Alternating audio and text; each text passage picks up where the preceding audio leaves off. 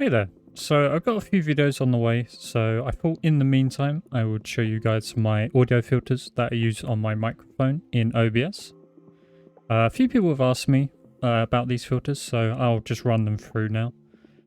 Bearing in mind that mic filters aren't universal, the settings that you need will vary from mine and from other people's depending on what mic you use.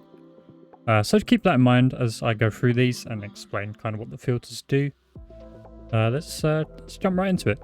So the first filter I have on my list is the noise suppression. Now I use the RN noise filter. It's a AI-based audio suppression, which will use an AI to remove background audio. For instance, you might have a fan in the background. It will suppress that, stop it from coming through on your stream.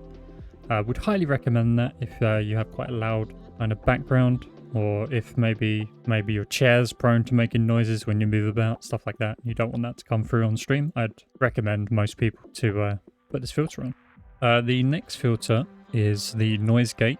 A noise gate will not allow volumes below the threshold to come through on stream. So currently I have mine set to open up at minus 38 decibels, which is about the midpoint on the OBS audio bar. I don't really have to worry about the attack time, hold time, or release time. Just leave those. I'd play around with this threshold.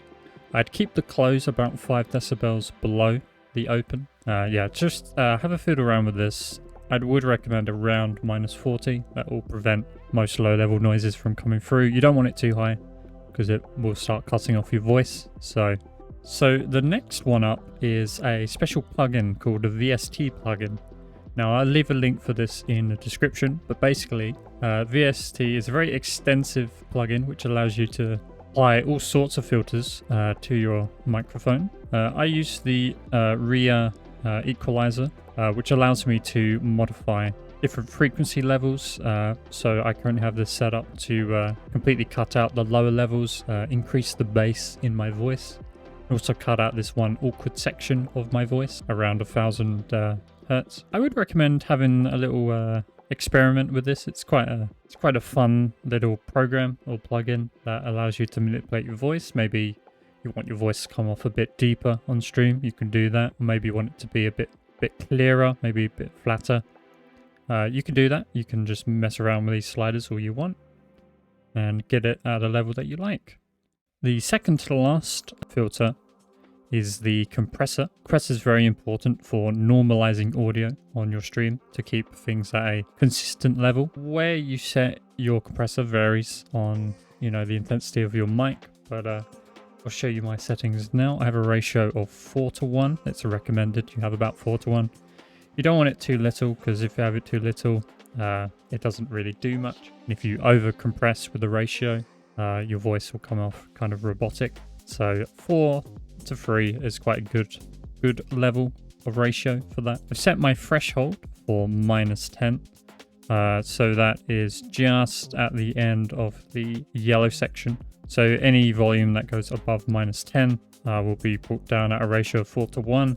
Kind of keeps things at a consistent level on stream, no matter how loud I talk.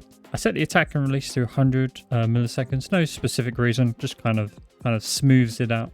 And then I drop the output by minus 2. It's just a personal preference. No need to do that. And finally, I have my limiter. Now, the limiter will stop any sounds above the set decibelage. I don't know if that's the term, from going above that noise. I put mine at minus 8, but some people do like minus 6 or minus 5. Doesn't really matter. I kind of use mine to kind of also help normalize the volume of my microphone. And I just leave the release at 60. It's also important to bear in mind that the filters are applied in the order that they appear on the list. So make sure you do things in the appropriate order. If any gains are applied, they will be applied in the order on the filter. So I'd recommend putting any kind of suppression or gates near the start and any kind of compressors and limiters near the end, no matter what you do. So yeah, just bear that in mind.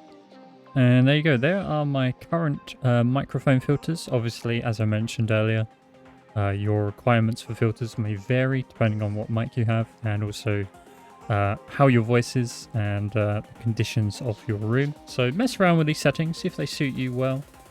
If you are interested in trying out any of the other filters that are available in OBS, leave a comment and let me know if you want them kind of explained and what they do. I know pretty much all of them now. I've messed around with all of them. But until then, I will see you guys in the next video.